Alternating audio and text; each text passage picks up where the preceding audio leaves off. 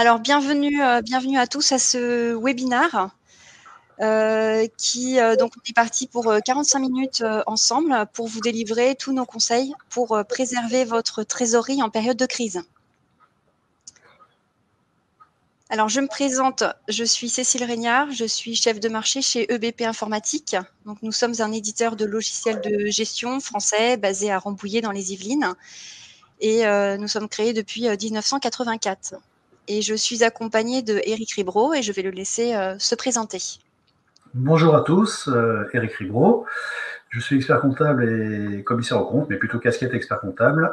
Donc, nous sommes implantés dans les Yvelines, on a 2 petits cabinets et nous sommes 7 personnes et nous accompagnons nos clients, TPE principalement, PME, et surtout dans cette période de crise. Voilà. Bonjour à tous.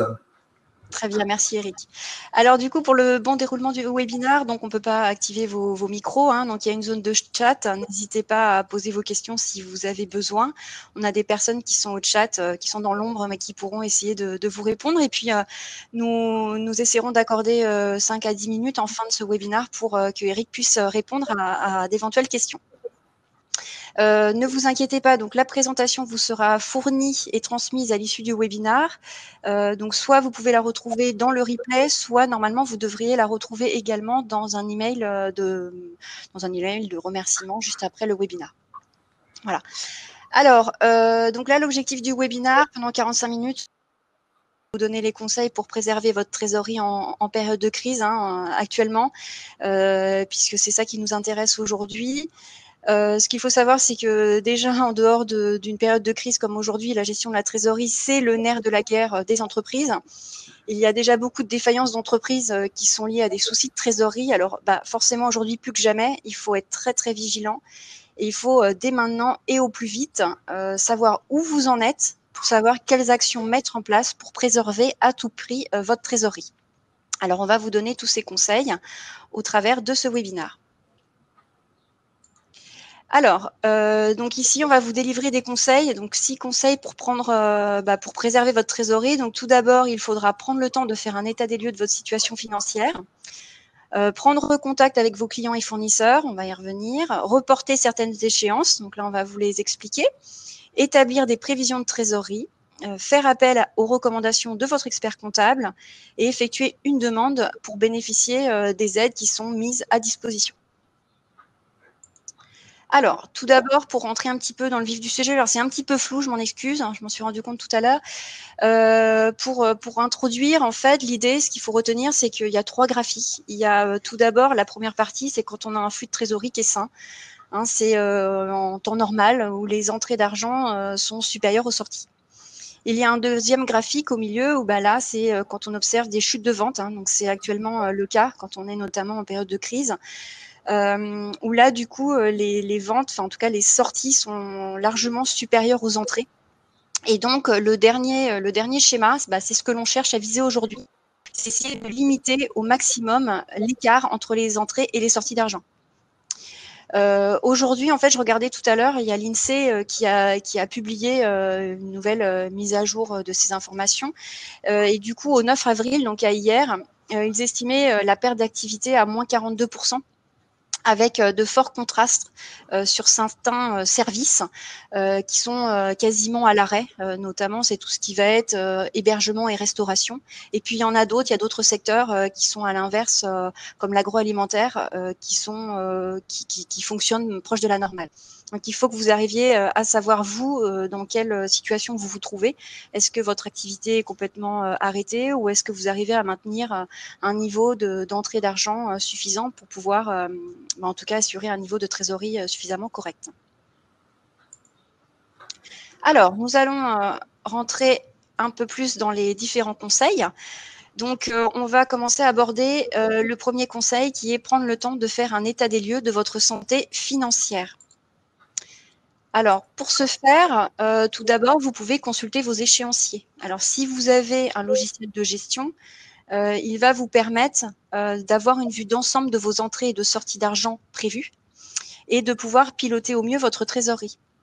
Donc là, l'idée, c'est d'analyser les échéances clients et fournisseurs et puis de visualiser les échéances point de vue client que fournisseur et de voir les différentes dates à laquelle vos entrées d'argent ou vos sorties vont avoir lieu. Ensuite, du coup, vous avez un logiciel de comptabilité. Vous pouvez également faire cette analyse avec la balance AG. Donc, c'est un document comptable qui vous permet qui récapitule tous les comptes clients et fournisseurs dont les comptes ne sont pas soldés pour pouvoir voir où vous en êtes sur votre trésorerie. Également, il y a un point qui est important à regarder, à analyser, c'est si vous avez des stocks. Il faut vraiment mettre l'accent sur une gestion efficace de votre stock dans le but de limiter la valeur immobilisée. Parce qu'un stock finalement trop important, c'est de l'argent qui dort inutilement. Donc il faut faut vraiment veiller à votre stock, puisque c'est vrai qu'en cette période, l'optimisation de votre trésorerie, c'est quand même essentiel. Et il faut vraiment réduire votre stock, mais il faut toutefois il faut arriver à doser, puisqu'il faut quand même réussir à avoir un niveau de stock suffisant pour maintenir une activité commerciale. Si vous avez encore une activité qui est en cours, il faut que vous puissiez avoir des stocks minimum pour pouvoir livrer éventuellement vos clients. Voilà. Également, il faut penser à anticiper le réapprovisionnement des stocks dès que vous sentez que l'activité reprend à un rythme normal, et puis surtout commencer à réapprovisionner également pour envisager la sortie de crise. Parce qu'aujourd'hui, effectivement, on a la tête dans la crise, on est en plein dedans, on voit que ce qu'on a aujourd'hui, mais il faut aussi commencer à penser à l'après-crise, même si on n'a pas encore de date de sortie de crise. Pour compléter votre présentation, Cécile, excusez-moi. Oui, bien sûr. On a trois profils de situation aujourd'hui. Hein. Donc, il y a la première situation qui est la plus dramatique. C'est celle dont les activités se sont arrêtées par décret. Donc là, la courbe d'encaissement, elle est simple, hein, elle est en chute libre. Donc là, l'idée, c'est de limiter effectivement le plus possible les sorties. C'est estimer les frais fixes en cette période et essayer de trouver le financement pour pouvoir être prêt. Hein. Il faut rester positif dans cette période qui est une crise extraordinaire, du jamais vu depuis la Seconde Guerre mondiale. Donc il faut pouvoir être prêt, il faut rester positif, essayer d'envisager. C'est toute la difficulté de la période, c'est qu'on ne sait pas exactement le début du commencement, la fin du confinement. On est en train d'observer ce qui se passe un peu dans des pays un peu miroirs comme la Chine, même si les chiffres annoncés sont pris avec des pincettes, et ce qui se passe dans les pays voisins, ce qui se passe en Afrique, pour pouvoir envisager, entrevoir une sortie. Vous avez aussi des activités qui sont en réelle baisse d'activité, où là on maintient l'activité avec une partie du personnel, donc là c'est aussi assez compliqué, donc là c'est une approche totalement différente. Et puis il y a des activités qui continuent et qui même augmentent sérieusement, où là il faut presque gérer des situations qui sont aussi exceptionnelles dans ce cas-là. Voilà. Tout à fait. Il faut effectivement envisager un peu toutes les possibilités et voir en fonction de chaque entreprise où elle se situe par rapport à sa propre crise, quoi. Alors, du coup, on continue. Donc, ensuite, le deuxième conseil, c'est prenez contact avec vos clients et fournisseurs. Donc, si vous ne l'avez pas déjà fait, il faut essayer dans la mesure du possible d'essayer de récupérer vos impayés en relançant vos clients.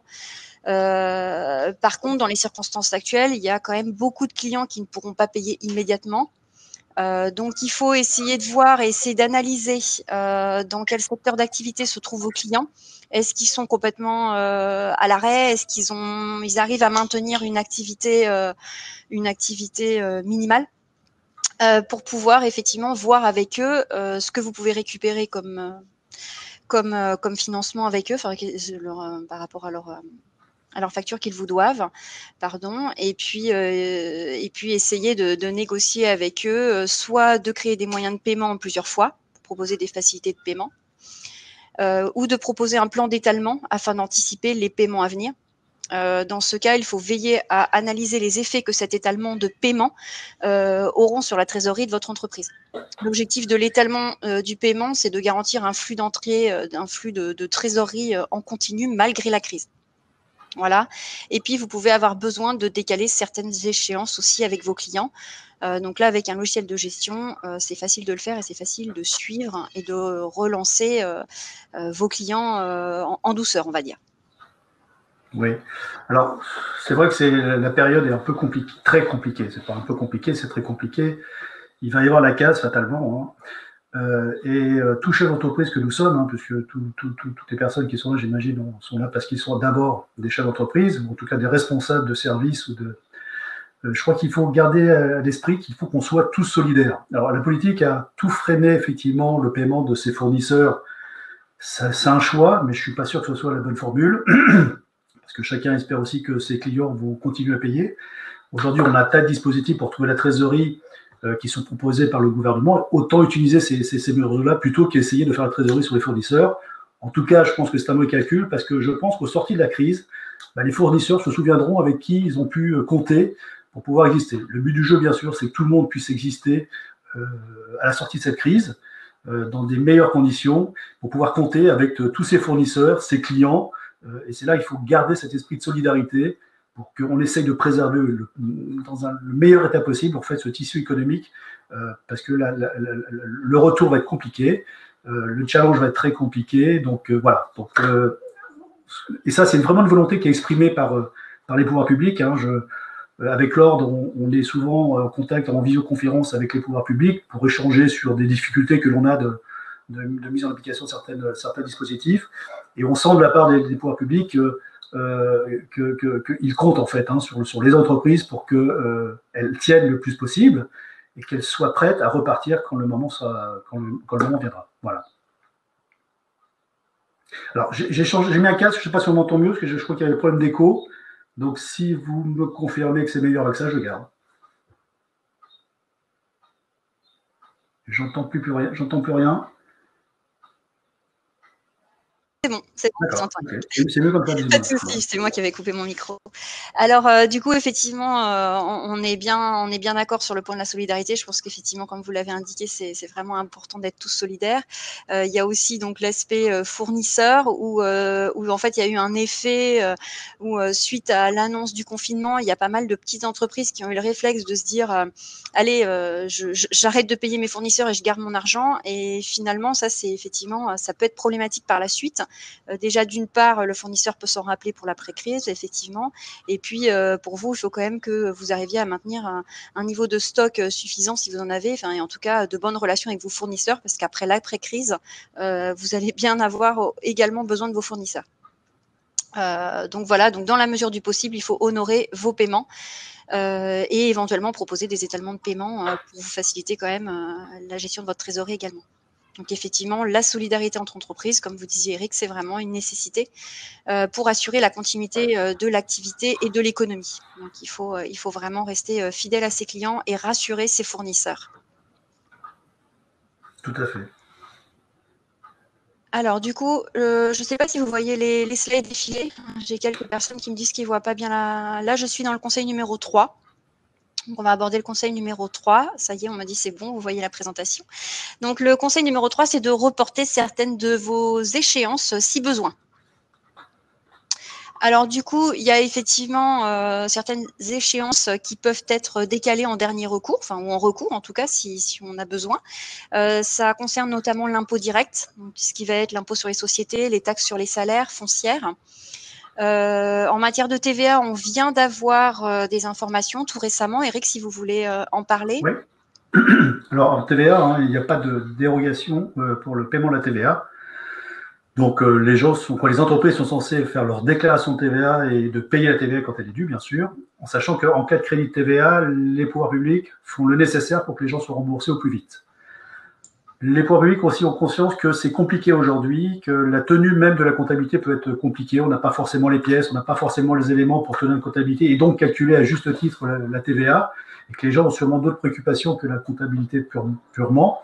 Donc, il est proposé pour le mois d'avril sur la TVA du mois de mars de procéder comme la compte congé payé pour ceux qui font déclaration.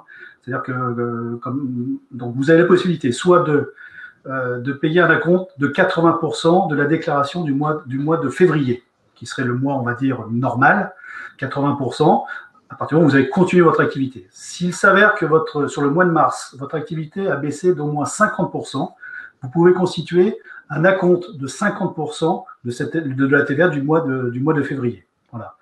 Et après, pour tous les autres impôts, vous avez aussi la possibilité de décaler. L'IS, par exemple, vous pouvez très bien décaler les impôts sociétés, comme vient de le dire Cécile, et puis tous les impôts directs, il n'y a aucun souci à ce niveau-là. J'enchaîne sur les charges sociales ou voulez-vous que j'enchaîne sur… Voilà, charges sociales, là, pareil, au début, on a eu quelques interrogations. Il est clair qu'aujourd'hui, vous pouvez faire la demande d'un report de 3 mois sur les échéances URSSAF retraite. Envoyez bien votre DSN sans paiement, en demandant le report de paiement de 3 mois, mais envoyez quand même vos éléments de déclaration nominative mensuelle. Par contre, au niveau des prévoyances et mutuelles, là, attention au piège, lisez bien vos contrats. J'ai ce matin encore reçu un mail de la Clésia qui invite tout le monde à maintenir le paiement, car en cas de non-paiement, les garanties pourraient ne pas être maintenues par les prévoyances et les mutuelles. C'est surprenant, donc faites attention, point de vigilance. Regardez bien le contrat. Je vous déconseille de ne pas payer effectivement prévoyance et mutuelle pour éviter des situations un peu catastrophiques, surtout en ce moment où il y a des frais de santé qui sont en jeu. Donc là, on compte vraiment sur les compagnies d'assurance d'être là, présent rapidement pour débloquer des fonds ou des situations. Mais attention sur ce point-là. Au niveau bancaire, au niveau des reports, si vous avez des leasings, si vous avez des crédits en cours, pareil, vous pouvez reporter pour l'instant dans une limite de 6 mois. C'est ce qui a été décidé à ce jour, mais tout ça, ça peut évoluer en fonction de l'évolution de la crise. Donc vos échéances, je vous dis d'emprunt, ça c'est normalement, il n'y a aucun souci à ce niveau-là, et même vos échéances de leasing. Donc ça, c'est de la trésorerie, c'est du décalage de trésorerie. Donc les contrats sont du coup mécaniquement reportés de 6 mois. Le loyer, faites attention, les locations, c'est pas si simple que ça. C'est sous condition. Il faut, en fait, si vous avez, je suppose que tout le monde a entendu parler du dispositif Fonds de solidarité, on y reviendra tout à l'heure, mais c'est les mêmes conditions. Donc c'est pas systématique le report des loyers, c'est sous condition. Et puis les fluides, pareil, vous pouvez aussi décaler certaines factures. L'idée, c'est quand on est soit en cessation d'activité, soit en baisse majeure d'activité, c'est de limiter les frais fixes le plus possible sur notamment les charges sociales et les charges fiscales, quand c'est possible, bien sûr. Cécile, si vous avez des choses, si j'espère que je n'ai pas oublié. Non, parfait, impeccable. Non. Très bien. Alors, alors, je vois une question, vous pouvez même reporter les charges salariales. C'était une des questions au tout début. Au tout début, on se posait la question est-ce qu'il fallait au moins payer la part salariale. Il est clair qu'aujourd'hui, vous pouvez envoyer votre DSN avec un règlement 0. Vous ne serez pas embêté à ce niveau-là, il n'y aura pas de pénalité. C'est un report de 3 mois, bien sûr. Si vous payez dans les 3 mois, il y aura sûrement de pénalité. Mais il est clair que vous pouvez, c'est clair, il n'y a plus de sujet, il n'y a plus de débat sur ce sujet. Vous pouvez décaler la part salariale et la part patronale sans aucun problème. Très bien. Alors du coup, on va continuer. Donc le 4e conseil, c'est d'établir des prévisions de trésorerie. Donc, soit vous le faites avec un logiciel de gestion. Donc là, j'ai mis quelques captures d'un logiciel de gestion EBP. Là, le but, c'est de pouvoir aller en fonction de votre solution, regarder tout ce que vous avez comme encaissement, décaissement, pouvoir faire des simulations de trésorerie, pouvoir intégrer des charges sociales. Et puis, en fait, ce que l'on vous conseille, c'est de pouvoir longuement tout à l'heure, mais c'est de pouvoir faire différents scénarios pour essayer d'envisager par exemple une sortie de crise, imaginer une sortie de crise dans 1 mois et demi, dans 3 mois, dans 6 mois, et essayer de voir quand est-ce que vos ventes vont repartir. Essayer de faire des prévisions comme ça, un petit peu de trésorerie pour voir où vous en êtes et à quel moment ça risque de flancher et donc d'agir dès maintenant. Voilà. Est-ce que vous voulez compléter, Eric, ou est-ce que non, parce que c'est moi, je suis en train de lire les remarques, donc je note les remarques et les questions, puis je reviendrai peut-être tout à l'heure. Okay. Des remarques importantes, effectivement, sur les emprunts, mais voilà. Très bien. Je vous laisse poursuivre. Très bien.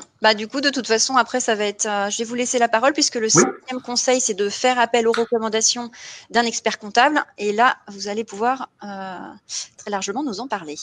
Oui, alors. Aujourd'hui, hein, la profession est consciente des difficultés. Nous-mêmes, nous sommes des entreprises et donc des chefs d'entreprise. On a les mêmes difficultés que vous, on a les mêmes inquiétudes hein, pour nos entreprises, pour nos clients, pour nos fournisseurs, pour nos collaborateurs, bien sûr. Hein. Donc là, nous, je sais que moi personnellement, mais tous mes confrères le disent aussi, on n'a jamais autant travaillé qu'en ce moment. On était déjà dans une période fiscale, ce qu'on appelle la période fiscale, donc une période déclarative très, très intense. Et là, on a une couche effectivement de travail supplémentaire, mais on doit accompagner nos clients, c'est une nécessité. Hein. L'idée, c'est quand même que tout le monde essaie de sortir de cette crise du mieux possible, même si, franchement, et c'est maintenant clairement annoncé, les entreprises qui sont fragiles en début de crise auront beaucoup de difficultés à les trouver des ressources telles qu'elles sont proposées et qu'on verra après un petit peu plus tard. Donc la profession s'est mobilisée. Hein. Vous avez ici, je vous ai mis sur le slide, je ne sais pas si vous voyez. Là, c'est sur la région parisienne, mais l'idée a été déclinée sur toutes les régions, hein, sur tous les ordres régionaux. Donc, ça appelle un expert, vous avez un numéro vert. Et là, il y a une équipe permanente des bénévoles hein, qui se succèdent pour répondre à vos questions, aux interrogations. N'hésitez pas à en abuser, c'est fait pour. On est sur le pont, on essaye de vous aider, de vous accompagner, de répondre à vos interrogations, même si souvent, maintenant un petit peu mieux, il y a des sujets, il y a des débats où on est un peu plus, il y a une meilleure visibilité. Avec les 15 premiers jours, c'était très compliqué, notamment sur l'activité partielle et le chômage partiel. Maintenant, c'est un peu plus clair, même s'il reste encore pas mal de zones d'ombre. Donc, on essaye de vous accompagner, de répondre à toutes vos interrogations et vos soucis. Voilà. Moi, je sais que j'ai jamais. C'est le paradoxe de cette période. On est tous confinés. Hein, tous mes collaborateurs sont en télétravail. Il a fallu organiser, comme chez vous, j'imagine, pour la plupart, quand c'était possible, bien sûr. On a organisé effectivement le télétravail. Et le paradoxe de cette période fait que je n'ai jamais autant vu mes clients qu'en ce moment. Ça crée du lien, ça fait plutôt du bien, ça rassure les clients. Donc, je sais que régulièrement, je rencontre à mes clients, je vais voir les clients, je connais les clients qui sont en grande souffrance, en grande souffrance financière, et on essaie de les accompagner, de les aider le plus possible. Au quotidien, depuis 3 semaines et demie, c'est pour ça que je ne fais plus moi de bilan, mais on est au contact avec les services de banque pour essayer de trouver des solutions dans les situations qui sont fragiles. Voilà, donc c'est vraiment et c'est une volonté aussi de l'ordre, d'aider, d'accompagner nos clients. C'est comme un urgentiste. Hein. D'abord, on va soigner, on verra tout le reste, après, on verra après. En tout cas, je voulais faire passer un message aussi. Si vous n'avez pas fini vos bilans, ce n'est pas le souci du moment. Hein. Finissez votre bilan, ce n'est pas grave, ce n'est pas les charges comptées d'avance ou des FNP qui vont sauver l'entreprise. Ce qu'il faut d'abord, c'est gérer cette problème de trésorerie. Il faut trouver les fonds quand les sociétés n'ont plus de fonds, justement, avec les dispositifs qui sont à disposition des entreprises. Et c'est ce qu'on verra dans un second temps. Mais à chaque fois, et maintenant pour le vivre depuis une bonne semaine, parce que les banques proposent le fameux PGE, le prêt garanti par l'État, on en sait un peu plus depuis une semaine, il est clair que ces prêts-là seront accordés sur une qualité de la société et une qualité de visibilité des besoins de trésorerie. Et là, plus que jamais, il va falloir travailler un peu des prévisionnels. Et donc, c'est pour ça que c'est intéressant cette présentation, parce que je vois, encore ce matin, j'ai passé 2 heures dans un dossier, on demande près d'1 million, effectivement, de PGE. On était en négociation avec le banquier, à qui on a envoyé déjà tout un dossier de prévision, et on retravaille, c'est absurde, je reconnais, on travaille sur la CAF de 2024 ou 2023, ce qui n'a pas de sens aujourd'hui, hein, c'est terrible, on nous demande effectivement de faire des prévisionnels, alors qu'on, je vous dis, on ne sait même pas ce qu'on sera fait de la semaine prochaine pour la plupart de pas mal d'entreprises. Mais bon, il est clair que ces prêts-là, aujourd'hui, ils sont préaccordés par les banques, hein, et la qualité de votre comment dirais-je, de la qualité de votre gestion, de votre besoin de trésorerie à court terme va être primordiale pour convaincre un banquier à vous avancer, à vous prêter effectivement les dispositifs tels qu'ils sont proposés.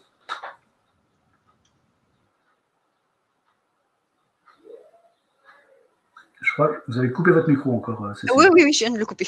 Ouais. Merci Eric. Du coup, on va continuer avec le 6e conseil, et donc, qui concerne effectuer une demande pour bénéficier des aides. Alors, je vous laisse les décrire, Eric. Oui.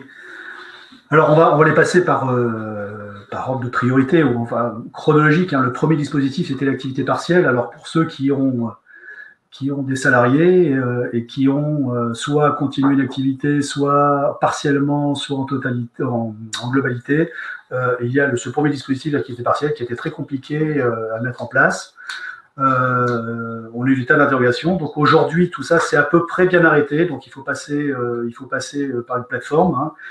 Sur la région parisienne, par exemple, c'est une plateforme qui était censée gérer, pour vous donner un peu les degrés de difficulté, la directe en fait de la région parisienne. Habituellement, on gère 50 millions d'euros à l'année. Là, sur le mois de mars, il a été estimé 8 milliards en demande. Donc, on sait bien que les moyens qui sont à disposition pour répondre à ces demandes sont clairement insuffisantes. Donc, les pouvoirs publics ont fait le nécessaire pour essayer de répondre. C'est ce qui a donné des couacs au démarrage. Hein. Il y a encore des gens qui n'ont pas leur dossier, qui n'ont pas leur code. Bon, les pouvoirs publics, la directe, ont conscience de ça. Je pense qu'il y avait un délai de 30 jours.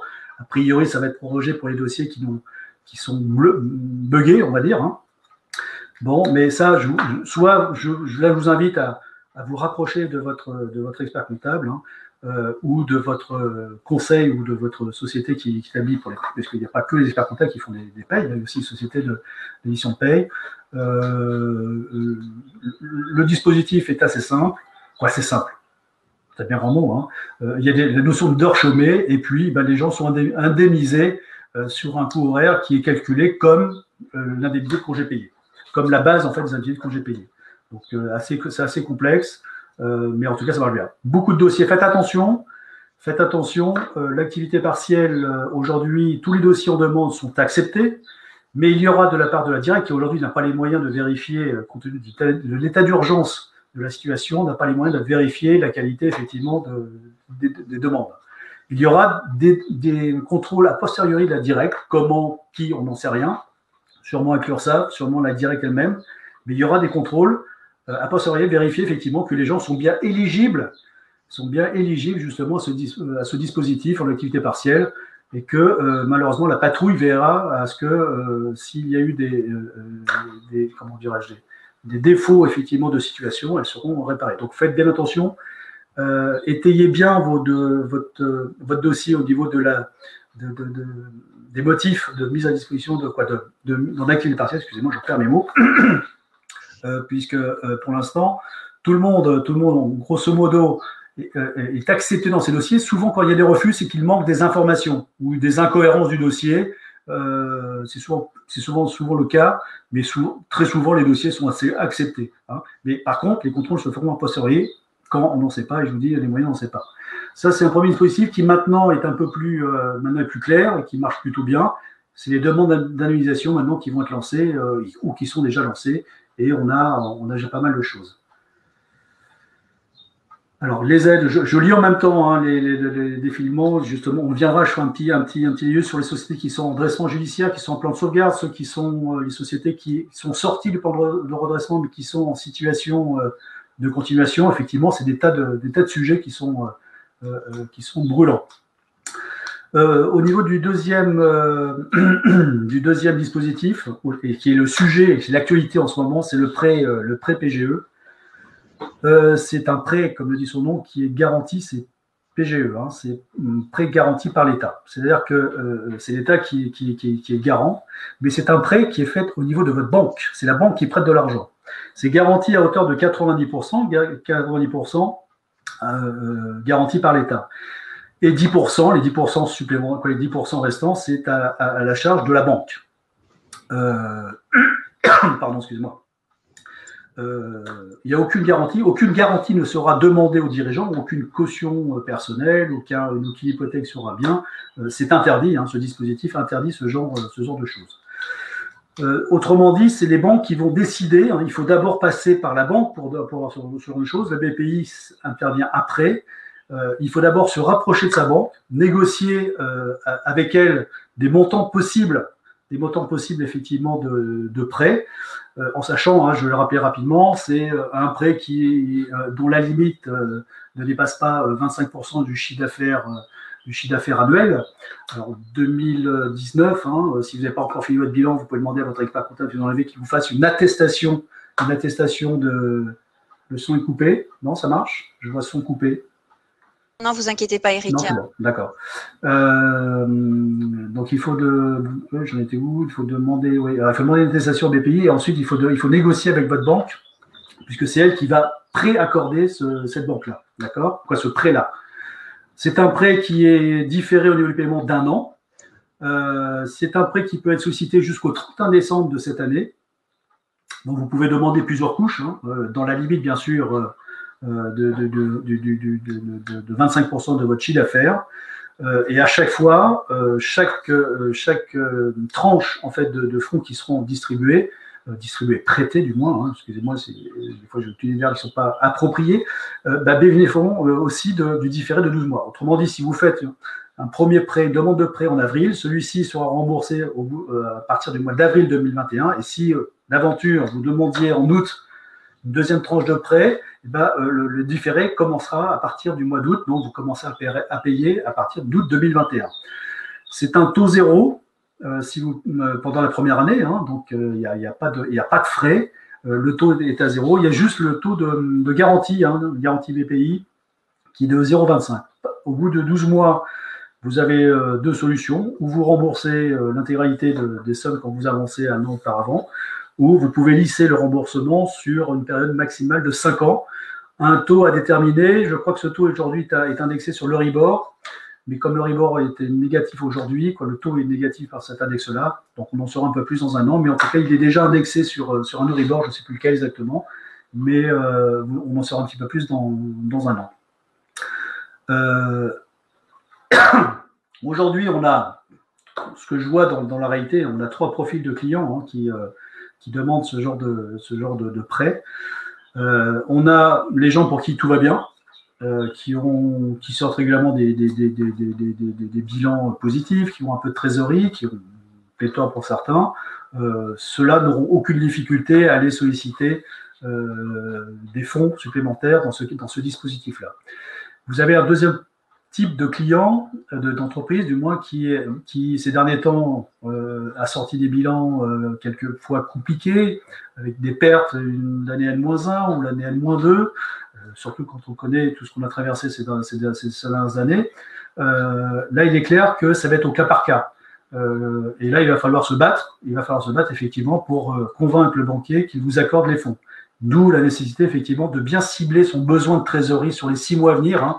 Je vois ce qui marche bien. Nous, on raisonne, on présente les dossiers, on réfléchit en fait à ce qui peut se passer dans les 6 mois. On regarde le minimum de charges fixes que l'on doit supporter, que l'on doit assumer, et on multiplie ce x6 dans un premier temps, ce besoin de financement sur un mois. Et ça, a priori, ça passe pas trop mal. On commence à avoir des retours de dossiers assez positifs. Ça dépend des banques. Il y a des banques qui sont plus regardantes, on va dire, mais ça va dépendre surtout de la qualité de votre dossier. Et enfin, il y a une troisième catégorie de clients où là, ça va être très, très compliqué. C'est ceux qui étaient bien sûr en situation déjà fragile à l'entrée de la crise. Et pour cela, malheureusement, ça va être compliqué. Et malheureusement, je crains qu'il y ait des défaillances d'entreprise et qu'elles se mettent sous le coup de la loi dans le cadre d'une procédure collective. Voilà pour ce prêt-là. En sachant que BPI n'est pas le garant, hein, de ce genre de prêt, c'est l'État qui est garant, c'est le PGI, et juste le véhicule pour l'instant, pour le PGE, pour présenter en fait ce genre de prêt. La BPI propose, parallèlement justement au PGE, de mettre à disposition pour les entreprises aussi des fonds. Mais pour cela, pour pouvoir l'obtenir, il faut d'abord avoir obtenu effectivement un accord avec sa banque pour obtenir effectivement un premier prêt. Et la BPI pourra, dans un rapport de 1 pour 1, prêter autant une somme identique. Bien sûr, tout ça dans une limite de 25% du chiffre d'affaires. Actuellement, il y a des pourparlers. La BPI va sortir sur la région parisienne, hein, un dispositif complémentaire qui va s'appeler Rebond, BPI Rebond. Là, on s'adresse, c'est une demande qui est faite aussi directement à la BPI, où là, on parle d'un différé de 24 mois. Pareil, 0% les 24 premiers mois, et ensuite un taux où la banque s'engage à ne pas marger. Et là, après, un remboursement possible sur 7 ans. Même principe, aucune caution demandée personnelle ou matérielle demandée aux dirigeants. Donc, ce que j'invite tous mes clients, effectivement, à imaginer le pire. Pour certains, c'est même plus imaginer, hein, on est dans le pire. Mais en tout cas, de cibler vraiment vos besoins sur les 6 mois à venir, et même dans un scénario catastrophe. Et en fonction de ça, justement, d'estimer ce besoin, de présenter ça à la banque. Et puis, généralement, si vous êtes dans la première ou deuxième catégorie, la première, il n'y a aucun souci. La deuxième, ça va être un petit peu compliqué. En tout cas, la troisième, c'est même pas la peine de demander. C'est terrible. En tout cas, à chaque fois, il faut quand même expliquer, étayer au travers de prévisionnels la cohérence en fait de la demande. Même si je vous l'accorde, c'est un exercice absurde en ce moment, très compliqué. Ce matin, j'ai échangé avec un dossier avec un client. Je ne sais pas si je vous l'ai dit tout à l'heure, mais on parlait de la CAF de 2023-2024, ce qui paraît aberrant. On a l'impression que la banque se sert de ça pour nous dire gentiment qu'elle aura un peu de mal à nous financer la totalité. Si vous avez plusieurs banques aussi, n'hésitez pas à demander sur ces banques-là. Hein. Donc, si vous avez un besoin global, je dis n'importe quoi, de 150 000 euros, si vous avez deux banques, vous pouvez demander à chacune 75 000, ou en fonction des flux, si vous avez des flux à 80% chez l'une et 20% chez l'autre, demandez en fonction de ce besoin global de répartir en fait ces demandes-là sur ces banques-là en fonction des flux que vous avez chez chacune de vos banques. Voilà pour le PGE. Attention, les autres dispositifs seront possibles à partir du moment où vous obtenez le PGE préalablement. Donc, un conseil, rapprochez-vous de votre banque pour obtenir une ligne de crédit PGE. On ne sait jamais, on a mis les pieds dans on ne sait pas quoi, on ne sait pas quand est-ce qu'on va sortir. Si la situation se tend, l'idée c'est quand même de garder sa trésorerie pour ceux qui en ont, et plutôt profiter, c'est pas le mot, mais en tout cas disposer des fonds qui sont proposés aujourd'hui par les dispositifs pour pouvoir préserver sa propre trésorerie pour pouvoir sortir quand le moment sera venu. Voilà pour le PGE. Je pense qu'il y aura des questions, on aura l'occasion de revenir par la suite. L'idée, c'est pas rentrer dans le détail, parce que le sujet est assez vaste et très complet. Pour les chefs d'entreprise aussi qui ne peuvent pas bénéficier de l'activité partielle, parce que ça concerne que les salariés, que ce soit bien clair, l'activité partielle ne concerne que les salariés, même les mandataires dans le cadre d'une SA, d'une SAS qui ont des salaires qui sont apparentés au régime salarié, mais ce ne sont pas des salariés, il n'y a pas de lien de subordination, donc ça ne concerne pas les dirigeants mandataires. Eh bien, les pouvoirs publics ont mis en place le fonds de solidarité pour les TPE. Pareil, il y a des critères que vous connaissez tous, je pense que vous avez tous parcouru, c'est par rapport au chiffre d'affaires, par rapport aux salariés. Alors, c'est un fonds qui porte bien son nom, c'est Solidarité, c'est vraiment pour faire face justement aux gens qui sont vraiment dans une situation d'urgence, une situation importante où il n'y a plus de fonds, où tout s'est arrêté, ils n'ont plus les moyens effectivement d'aller collecter des fonds, d'avoir des recettes supplémentaires.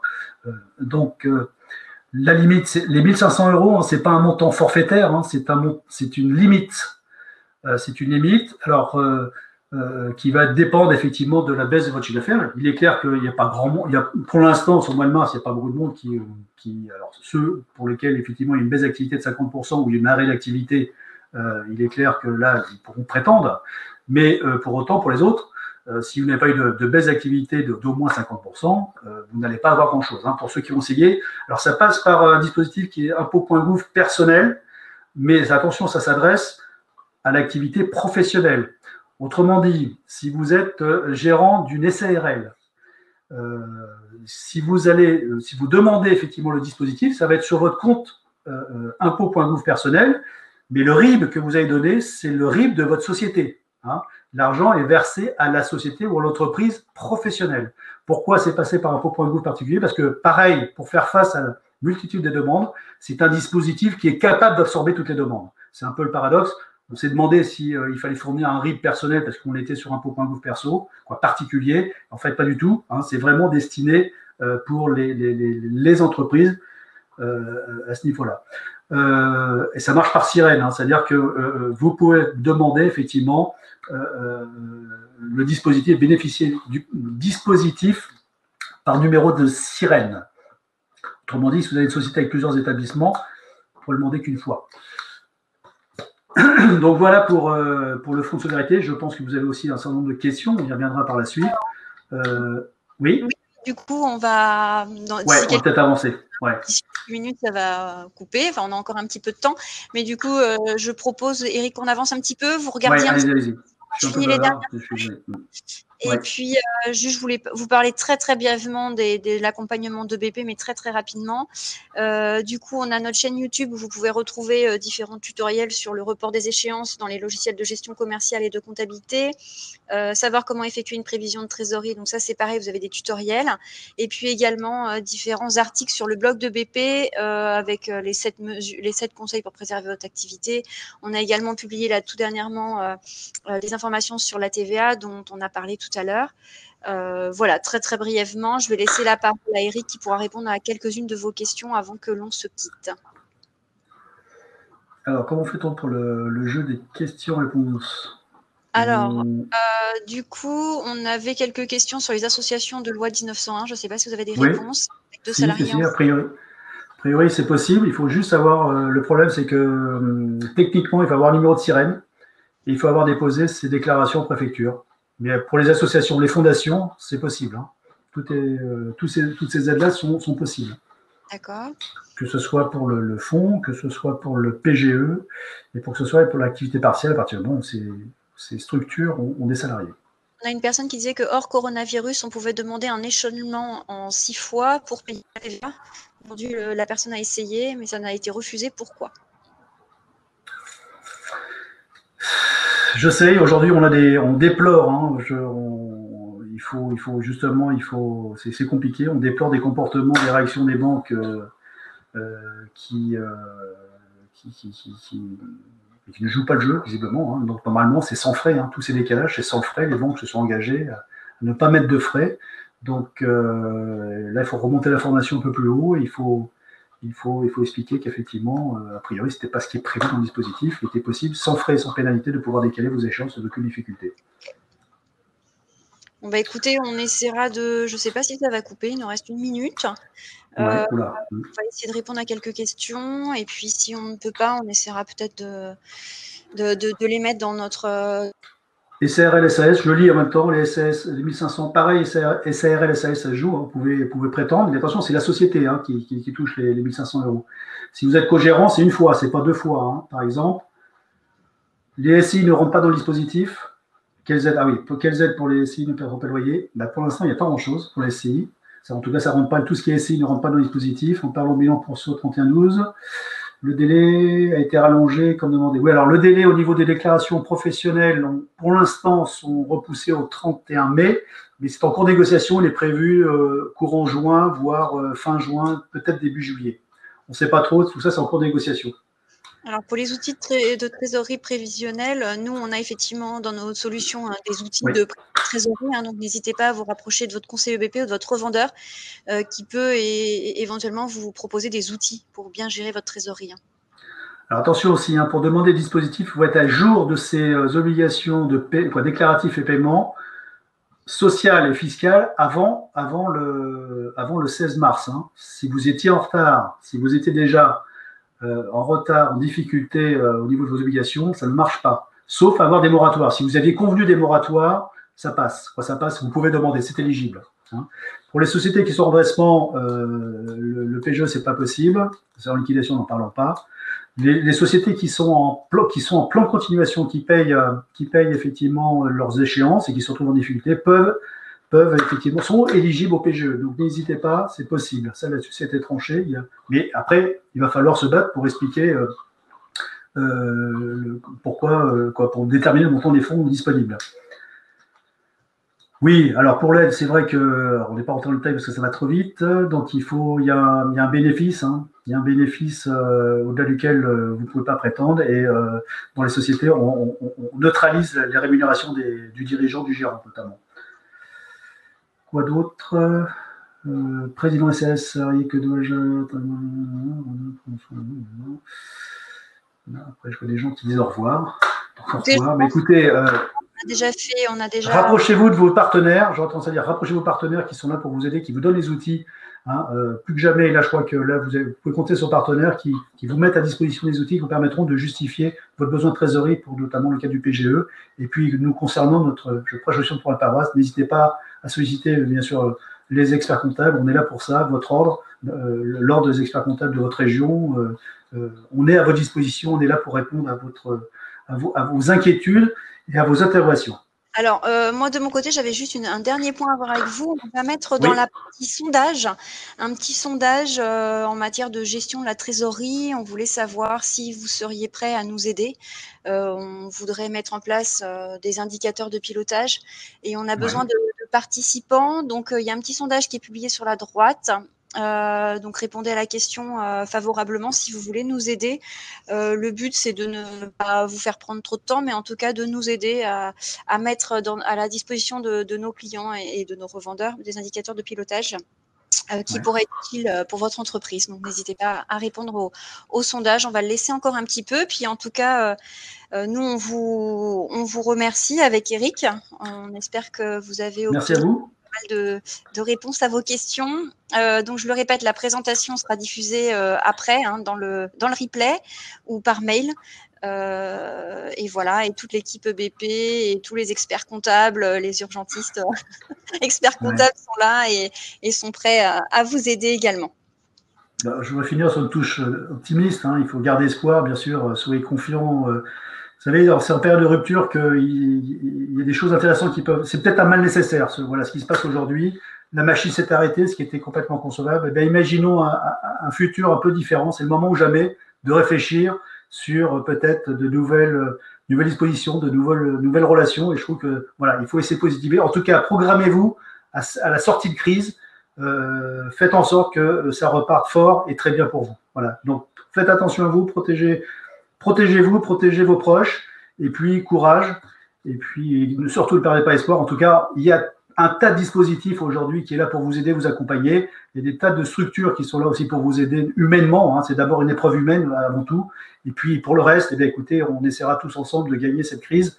Voilà, pour le bien de tout le monde, de notre génération et des générations futures. Merci à tous. Merci à tous. Un grand merci et puis bon courage à vous pour la suite et prenez bien soin de vous. Et merci pour votre participation. À très bientôt à tous. Au revoir. Au revoir.